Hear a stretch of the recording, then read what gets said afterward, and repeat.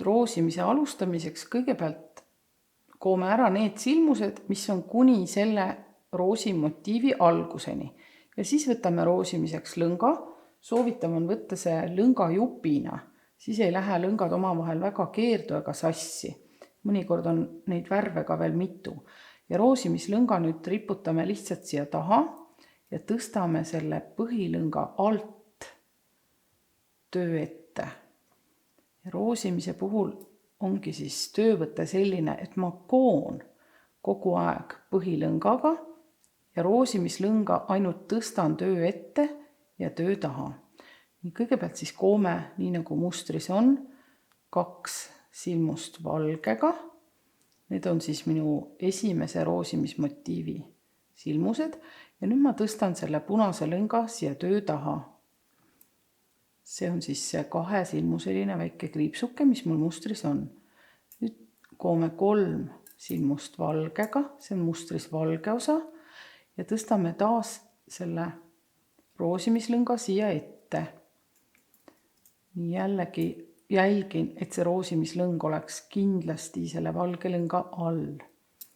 Koon 2 silmust valgega ja tõstan roosimislõnga taha.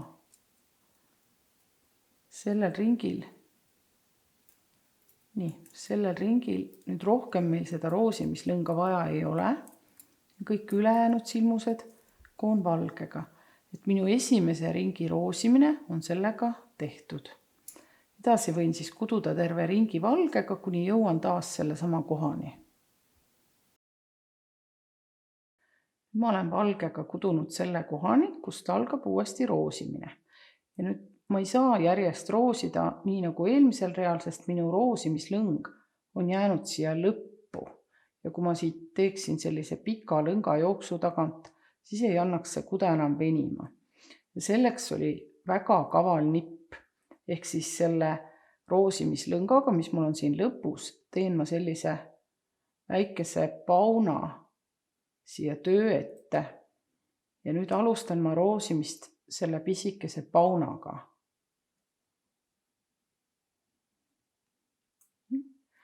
Kõigepealt on mul siis 2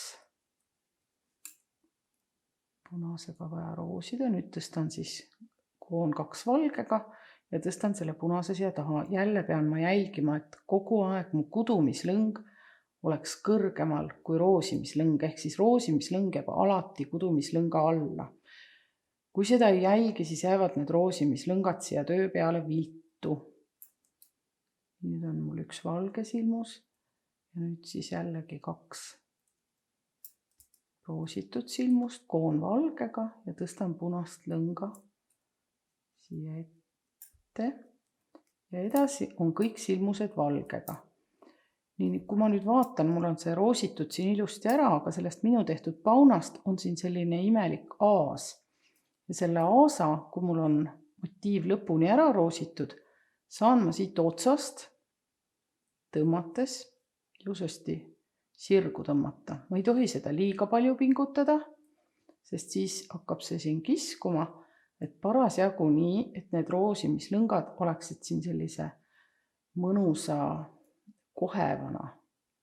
Nüüd, kui ma uue ringiga jälle taas siia jõuan, siis on minu roosimislõng siin töö alguses.